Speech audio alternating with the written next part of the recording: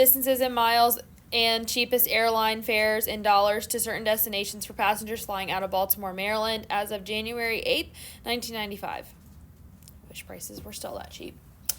Enter the data in the calculator and write the regression model for predicting the airfare distance. So we've already input the numbers in our calculator in our list, but we're going to be using the form y hat equals b sub 0 plus b1x, where b sub 0 is the y-intercept and b1 is the slope.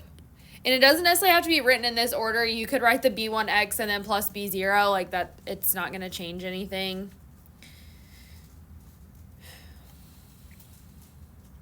Wait, what is the one with the little thing above it? It's just called hat. Okay. So L1 is our explanatory variables. And L2 is our response variables.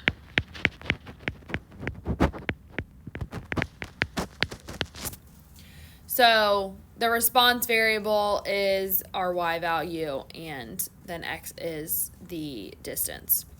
So I'm going to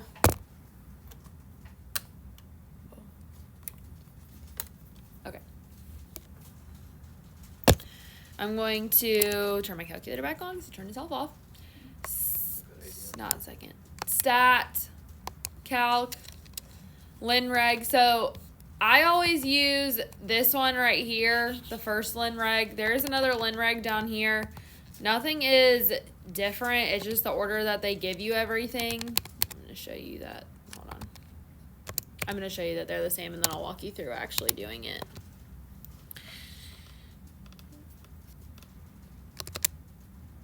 The store is alpha what? Alpha trace.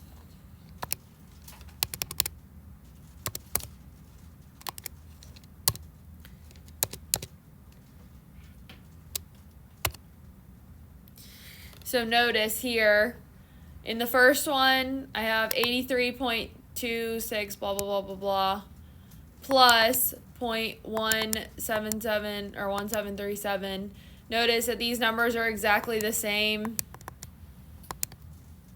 And then it just has the x at the end. So it doesn't matter which option you pick, just make sure you're paying attention to which number is the slope and which number is your intercept, but it's going to give you the same answer either way. So technically, this form is using linreg, like 8 or 9, whatever the number was. I don't care which one you pick. So to do that, we hit stat, calc, linreg. I usually, like I said, just use 4, so I'm going to use that one. X list is L1, Y list is L2, frequency list gets nothing, store reg EQ, alpha, trace, and then you can choose whichever one. I think I just put this one in L2 or Y2, but I'm just going to put it in Y1. Wait, how'd you get to that thing right there? The reg? Like, this? I know how to get there. I know how to, but it's... Hit alpha and then trace Where's at the alpha? top. Alpha is the green button on the left. Trace Okay. is the 4th one on the top. So then once you have that, hit calculate. And now we can use this information to write our equation. So I want it in this form that I have written over here on the paper. So I can obviously just reorder the way that I write this. So I'm going to have, in context, because I want it specifically for this model, airfare is what is being changed. So airfare with the hat on it equals... Wait, so this is Y1, right? Huh? Can you select that? Alpha trace, you just click 1, yeah. Okay. Airfare hat equals 83, I'm just going to run to one decimal place, 0.3, plus the slope is 0.12 times it's x, but in this case it's going to be distance. So this is my regression model for this specific problem. So airfare hats, that's what's being changed, equals 83.3 plus 0.12 times the distance. Notice that I flipped the numbers because I used linreg option 4. So I just had to be aware of what my slope number and what my intercept number was when I did it. And like I said, if you write it the other way, it's not wrong. This is just the way that they normally will write a regression model.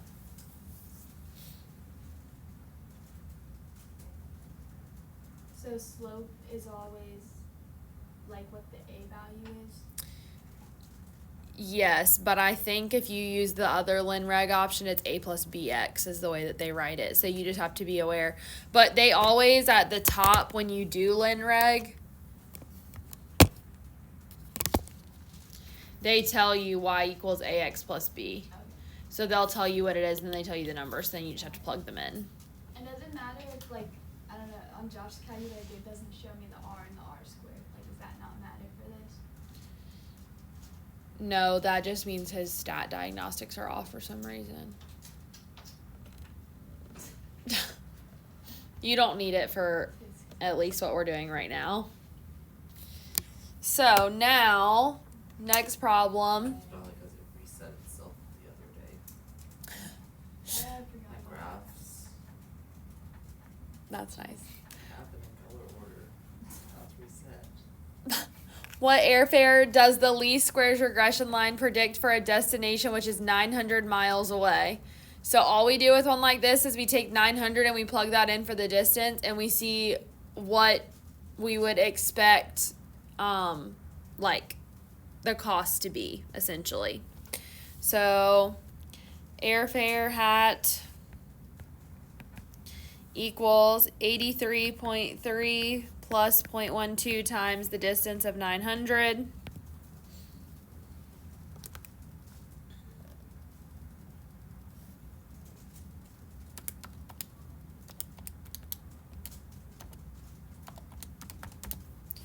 So when I type that in, I get, and notice that this is airfare, so this is money. So I need to have two decimal places. So airfare hat is equal to $191.30.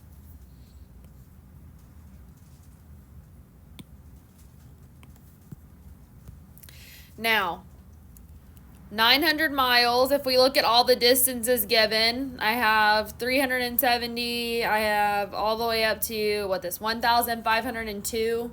I guess I have as little as 189 miles.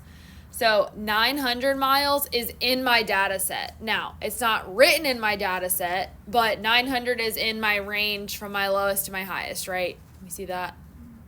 So this is called interpolation, which means the value included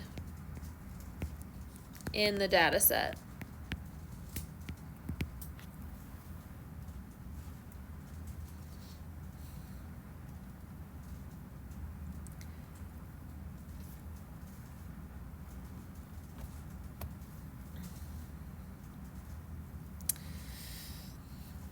All right, so that one was for 900 miles. This next one, what airfare would the regression line predict for a flight to San Francisco, which is 2,842 miles from Baltimore? So what do you notice about that distance? It's way outside, like, our maximum value. Yeah, and it's almost double what our maximum is, right? So I'm going to go ahead and solve it out, because it wants to know what it would predict. So airfare hat equals 83.3 plus 0.12 times 2,842.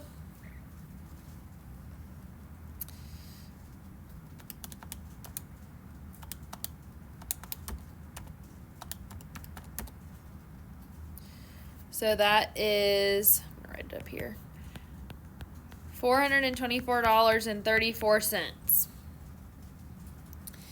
So would you take this prediction as seriously as the one for 900 miles? What do we think?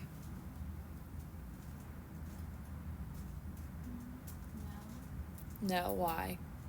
just because it's, like, so far out of the range. Yeah. So, no. This is what we call extrapolation. So we had interpolation, now we have extrapolation.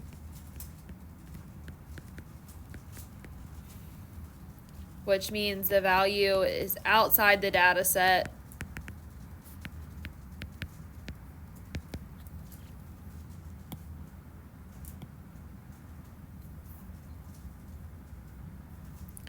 $2,842 is outside the data.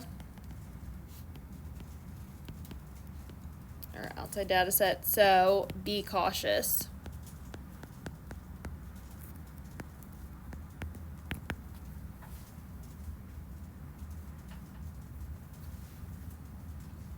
So you want to be extremely cautious since it's outside the data set, because we don't know, if it's going to be accurate or not. Not to say it's not or that it couldn't be, but we don't know. So we would want to be really careful with that. Now, what is the slope of the regression model for predicting airfare from the distance? Explain what this slope means in context. Okay, so we're going to be doing a lot of stuff like this. So I'm going to tell you how we would interpret essentially this line that we wrote up here. For every additional, I'm going to write it two different ways, 1 mile of distance, airfare increases by 12 cents.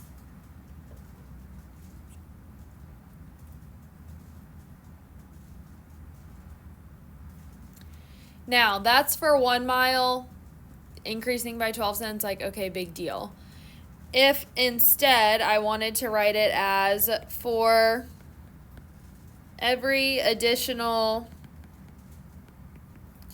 100 miles of distance,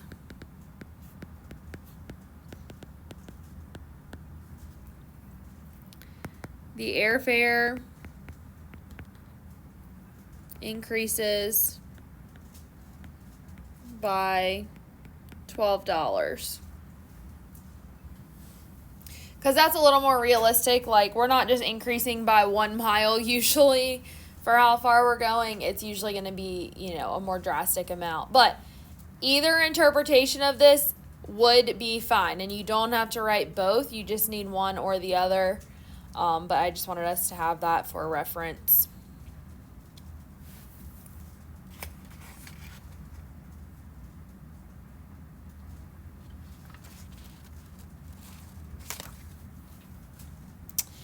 All right, now residuals.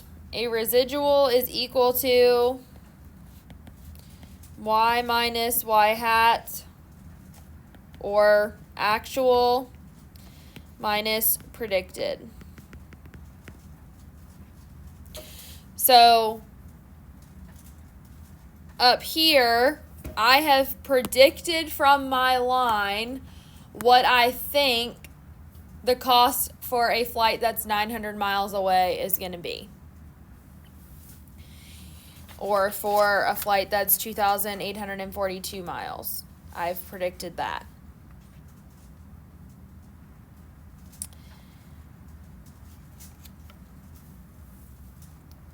Do y'all have all that? Okay. So what we're going to see in the next problem now, where we're going to use that, is that they want the actual airfare from Baltimore to Atlanta is $178. That came out of our table. What is the residual for Atlanta, and what does this mean in context?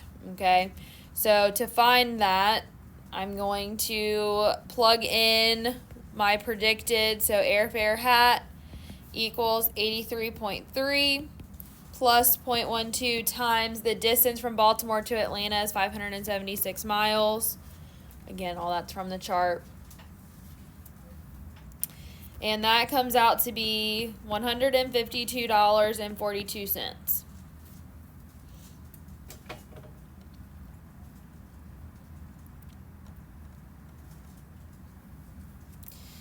So, my residual now is actual minus predicted. So the actual airfare was $178. minus the predicted of $152.42. So that comes out to be $25.58. So what does this mean in context? This says that my predicted value of airfare was too low.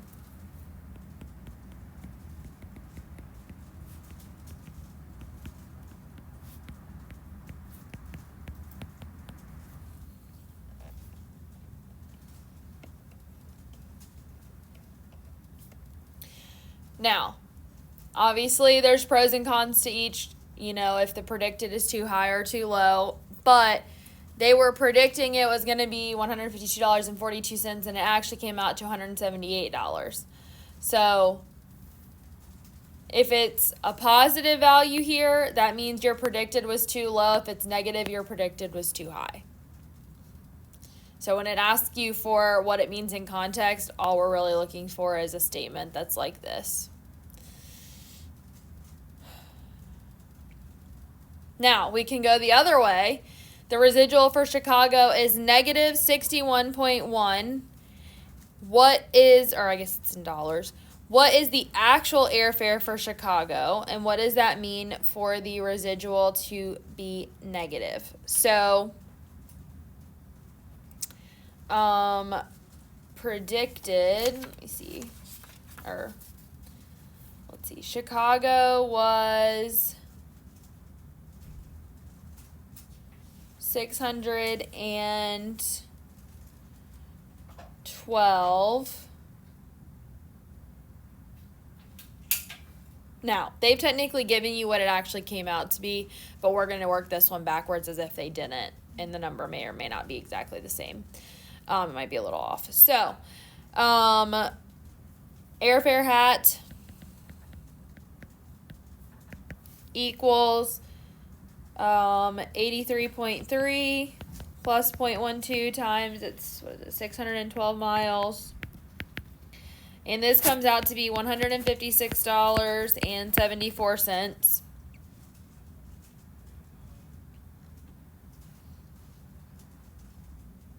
And they want us to find the actual residual or the actual value for Chicago given the residual. So essentially I have the residual is negative 61.1 is equal to actual minus the predicted is 156.74. So when I add this number over,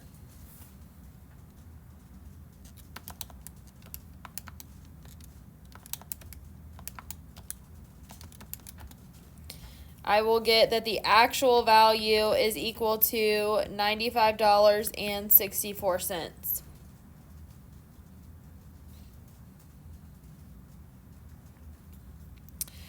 In the chart, it said that the actual airfare was $94, so still pretty close, but just given what they wanted, it wasn't exactly the same. That's why we were finding the actual.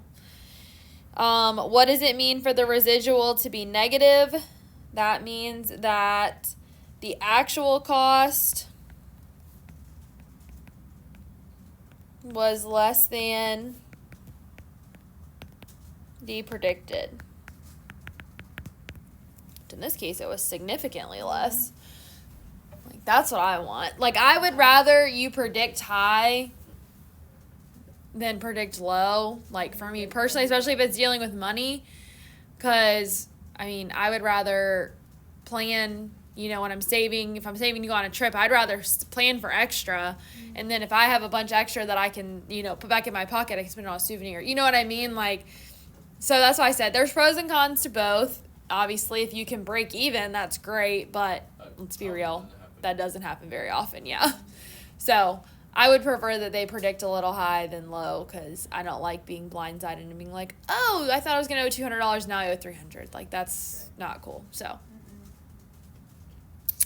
what is the correlation coefficient for the regression model for predicting airfare based on distance?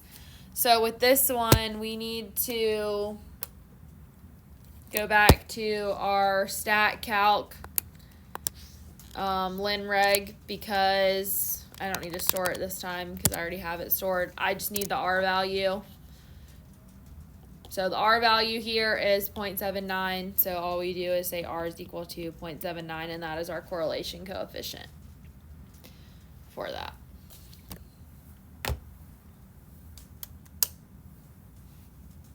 So when you're doing problems, sometimes it's good to go ahead and kind of read through what all the problems are, so that way you could have answered that, like, you know, right off the bat. Obviously not that difficult to go back, but it is nice to not have to go back and jump. All right, let's see, what does it say? The variable of the correlation coefficient, written R squared, measures the proportion of variability in the Y variable that is explained by the regression model with the X variable. This percentage measures how closely the points fall to the least squares regression line and also provides an indication of how confident we can be of the predictions made with the line. What proportion of variability in airfares is explained by the regression model with distance? So the R squared value also popped up when we just did that stat calc value. So R squared is equal to 0.63. So the way that I would write this, like, concluding statement is about 63% of the variability in airfare can be explained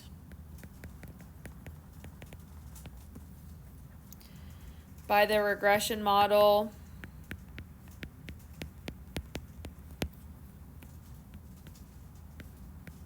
with distance.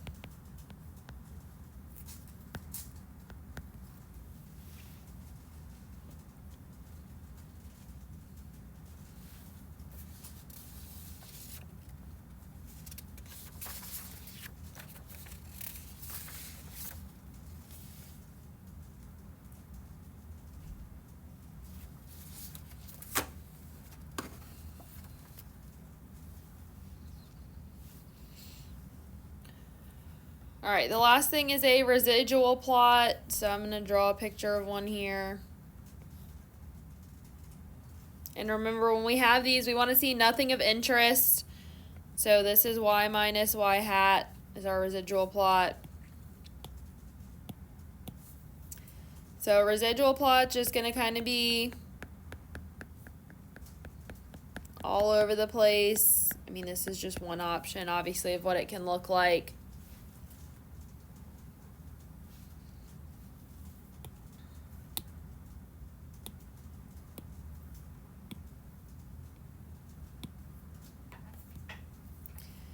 So if the plot of residuals versus the explanatory variable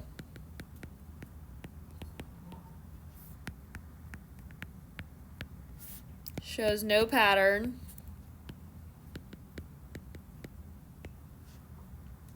a linear regression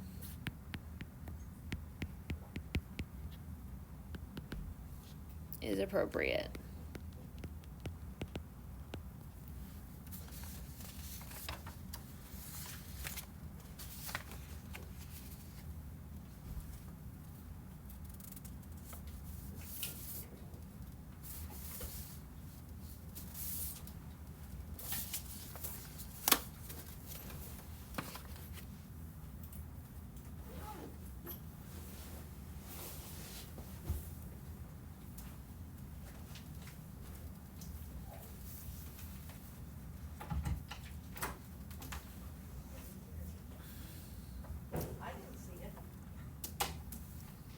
Alright, so the next problem has just about as many parts as this one, so we're not gonna do that one. Tomorrow when we start, probably before I even start recording, we'll put on the pictures that you need for some different plots that we need, and some given information, and then we'll get rolling with that problem. It's kind of a long problem, so it may take a decent amount of time to get through it, just with explaining everything, but we'll see. I think we could probably finish up the examples tomorrow, but we'll just see where we land. So.